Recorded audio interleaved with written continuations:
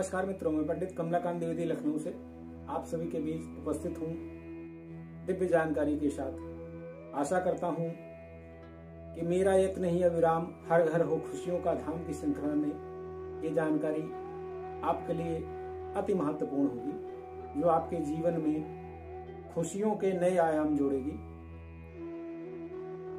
आज हम चर्चा करेंगे कुंडली में हो रहे दुर्योगों की। दुर्योग का तो उपाय किए जा सकते हैं, किंतु आज हम चर्चा आपके कुंडली में प्रभाव करने वाले ग्रहों के ऊपर पड़ने वाले प्रभाव। अब आपके मन में ऐसा आ रहा होगा कि कुंडली में ग्रहों का आधिपत्य होता है, ग्रहों के आधार पर तत्वों का निर्माण होता है और तत्वों के आधार पर व्यक्ति के व्यक्तित्व का निर्माण होता है और वही उन्नति अवन्नति का कारण जीवन में बनता है। लेकिन मैं आपको बताना चाह रहा हूं कि इसके ऊपर भी, ग्रहों के ऊपर भी हमारे पितृ जो वसु की श्रेणी में अतृप्त स्थिति में पड़े हुए हैं, इनका दुष्प्रभाव कुंडली में बने हुए योगों को देखने से या कुंडली में ग्रहों की इसको देखने पे पता चलता है कि सारा प्रयास, सारा जो उपक्रम किया जा रहा है उसका निष्फल प्रभाव क्यों हो रहा है। अनेक वर्षों से ज्योतिषी कार्य करते हुए मैंने ये पाया है कि अच्छे अच्छे योग भी इन स्थितियों में निष्फल हो जाए, क्योंकि पितृदोष एक ऋण है, एक श्राप है। और जब आप ऋण किसी से लिए होते हैं, तो जैसे वो आपसे सीधे मुंह बात नहीं करता है, वो सिर्फ अपने कर्ज की बात करेगा, उसकी रिकवरी की बात करेगा, लेकिन आपके हित की बात नहीं करेगा। हमारे पितृ भी वसु की श्रेणी में ऐसा ही कुछ दुष्फल प्रभाव डालते हैं। आज हम पितृदोष के विषय में चर्चा करेंगे, उनके कारण क्या हैं, उसके लक्षण क्या हैं, उससे निवृत्ति कैसे ली जा सकती है और उससे मुक्ति कैसे पाई जा सकती है। यदि आपको ये कार्यक्रम एक बार में ना समझ में आए तो 1, 2, 3 बार रिपीट करके इसको समझिएगा, क्योंकि ये बहुत बड़ा गूढ़ रहस्य आज मैं आपके सामने लेकर उपस्थित हुआ हूं। और 20 वर्षों के शोधात्मक कार्य में जो मेरा ये अनुभव रहा है, उसे मैं आपके समक्ष व्यक्त करना अपना कर्तव्य समझता हूं, क्योंकि वर्तमान स्थितियों में ऐसी कोई स्थितियां मुझे नहीं दिखती हैं जिससे इसका कुछ निराकरण हो सके। क्योंकि वर्तमान समय में राहु का आधिपत्य बढ़ता जा रहा है। राहु बाबा परवासवा की माइनस ऊर्जा है और राहु केतु ग्रह नहीं उपग्रह है। अब उपग्रह का प्रभाव भी आप वर्तमान में देख रहे हैं कि हर काम ऑनलाइन होने लगा है, चाहे वो बैंकिंग हो, चाहे वो शिक्षा हो, चाहे आपका स्वास्थ्य हो, चाहे आपकी कोई पॉलिसी हो, हर वो काम राहु पे आधारित हो गया है। और राहु जब दंड देने के लिए ही नियुक्त किया गया है, तो उसके दुष्परिणाम भी तो सामने आ रहे हैं। किसी के अकाउंट से पैसे गायब हुए जा रहे हैं, कोई रेडिएशन के दुष्प्रभाव में आकर अपनी याददाश्त खोए दे रहा है, कोई राहु के प्रभाव में प्रभावित होके अपना दाम्पत्य जीवन में आग लगाए दे रहा है, क्योंकि राहु तो भ्रम का कारक ग्रह है ही है। और उसके ऊपर भी करेला नीम चढ़ा, पितरों की माइनस ऊर्जा। पितृदोष के जो लक्षण होते हैं, सबसे पहले तो आप उन्हें जाने, क्योंकि जब तक आपको लक्षण दिखेंगे नहीं, आप उनको अनुभव में नहीं लेंगे, तब तक आपको समझ में नहीं आएगा कि क्या इतना बड़ा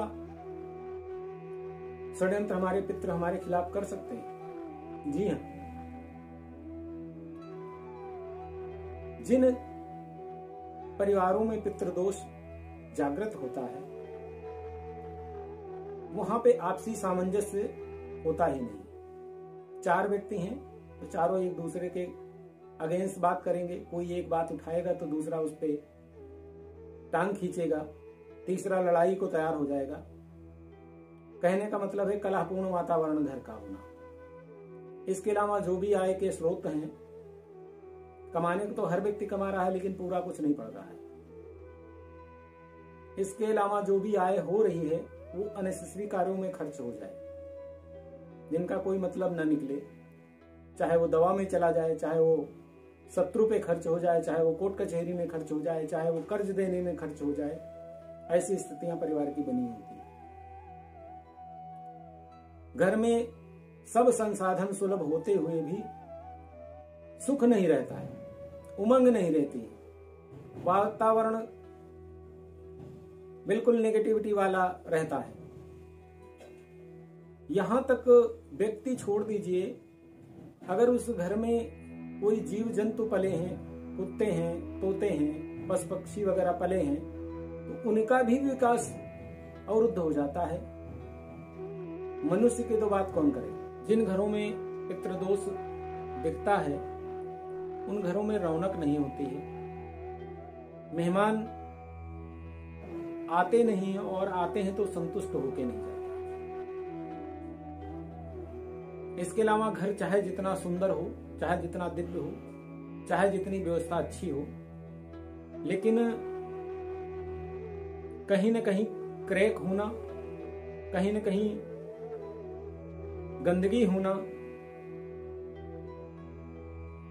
या कोई न कोई परिवार में बीमार रहना, इसके अलावा योग्यता होने पर भी योग्यता के आधार पर नौकरी न मिलना, कार्य न मिलना, या जो लोग व्यापारी वर्ग हैं उनका काम न चलना, शादी की उम्र होने पर भी विवाह ना होना, पति पत्नी में आपसी सामंजस्य ना होना, घर के जो भी सदस्य हैं कभी भी, वैसे तो दौड़ा भागी का जीवन चल रहा है, लेकिन फिर भी कुछ ऐसे पर्व भी आते हैं कि एक साथ भोजन हो सकता है, लेकिन लोग एक साथ भोजन नहीं करेंगे। घर में होते हुए भी एक साथ कभी भोजन नहीं करेंगे। जब जब घर के विकास की बात आएगी तो आपस में ऐसा मतभेद पैदा हो जाएगा कि जो भी चर्चा निकली है वो किसी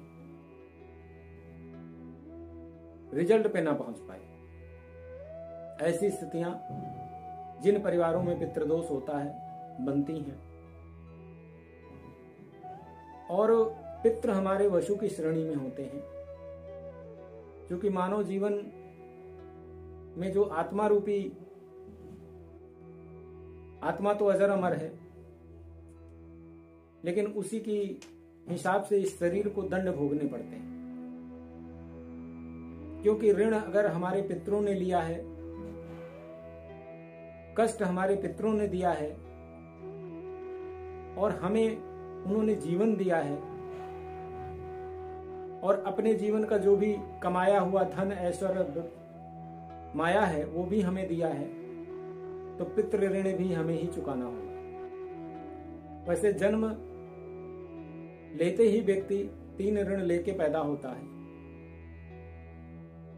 देव ऋण, गुरु ऋण और पितृ ऋण। वर्तमान समय में ऋण कोई देना नहीं चाहता है, लोनिंग सब करवाना चाहते हैं।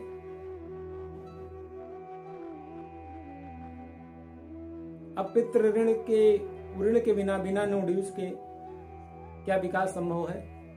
अब पितृ ऋण से ऋण तभी होंगे जब हमें अगर किसी ने जन्म दिया है तो हम किसी को जन्म दे दें। ऐसे परिवारों में बच्चों के जन्म होने में दिक्कतें, किसी प्रारब्ध ऊर्जा स्वरूप यदि जन्म हो गया है तो बच्चे आपके नक्शे कदम पे ना चलें, बेरस्ते चलें। किसी शारीरिक अपंगता से परेशान बच्चे हों कि आत्मा खुद आपकी कहे कि इससे इस बच्चे की अपेक्षा अगर बच्चा ना होता तो ज्यादा अच्छा होता। ऐसे त्रास जीवन में कई बार आपको देखने पड़ते हैं जिन परिवारों में पितृदोष होता है।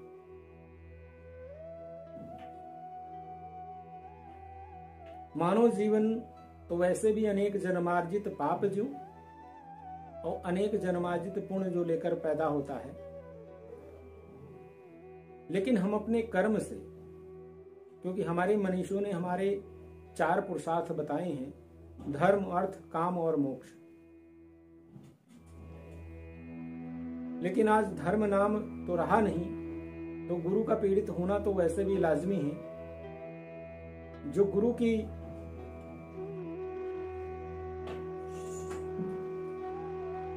जिम्मेदारी में उत्थान दूरदृष्टि का कारक होता है, अब गुरु पीड़ित हो जाएगा तो फिर विषमता से बचाएगा कौन?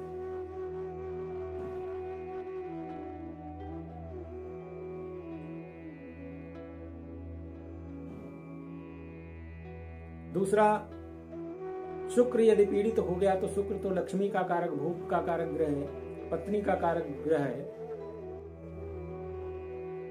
देव गुरु बृहस्पति और दैत्य गुरु शुक्राचार्य, अबुद्ध रूपी बुद्धि, यही व्यक्ति के विकास में कारक और कारण बनते हैं। अगर ये तीनों ग्रह पीड़ित अवस्था में होते हैं तो व्यक्ति के कल्याण का मार्ग अत्यंत ही दुरूह हो जाता है, बहुत ही कठिन हो जाता है। लेकिन हमारे मनीषियों ने ऐसी खोज, ऐसी व्यवस्थाएं, ऐसे उपाय खोजे हैं कि व्यक्ति जहां चाह होगी राह भी आपको मिल ही जाएगी।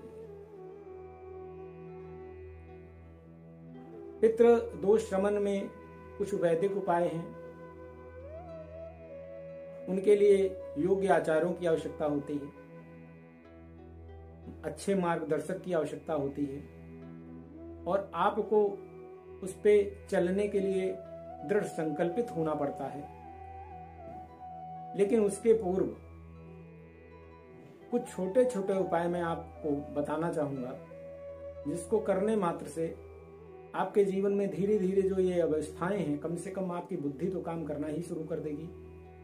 दूसरा, इस बुद्धि से जो गलत निर्णय हो रहे हैं इनसे आप बच पाएंगे, क्योंकि कार्य, कारण और कर्तव्य, कार्य है मुक्ति का,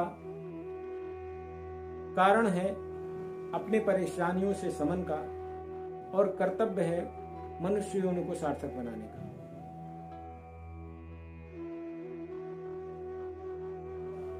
तो पहले तो पितृदोष के पहले पार्ट में मेरा ये प्रयास है कि आप लोग इसे अपने जीवन में अनुभव में लें और दूसरे अगले कार्यक्रम में मेरा इससे निवृत्ति के उपाय होंगे वो मैं आपके बीच लेके आऊंगा, जो बहुत ही सरल होंगे, सहज होंगे और वर्तमान समय में आप कर सकने की योग्यता में रहेंगे, ऐसा मेरा प्रयास होगा। क्योंकि मेरा यत्न ही अविराम हर घर हो खुशियों का धाम। मैं अपना सर्वस्व आप लोगों को बीच, क्योंकि आप मेरे परिवार के हिस्सा हैं और आपके लिए मुझे कार्य करके बड़ी प्रसन्नता की अनुभूति हो रही है। दूसरी सबसे बड़ी चीज क्या है कि मैं परमात्मा के मार्गदर्शन में जो भी मुझे विधा मिली है, मैं चाहता हूं कि वो आपको सुलभ हो सके और आप उससे लाभ उठा सकें। इन्हीं मंगल कामनाओं के साथ मैं आज विदा लेता हूं। अगले कार्यक्रम में उपाय लेके आऊंगा। आप लोग यदि अपने जीवन के आचरण में उसे लाते हैं तो अवश्य ही इन व्याधियों से आपको मुक्ति मिलेगी। नमस्कार।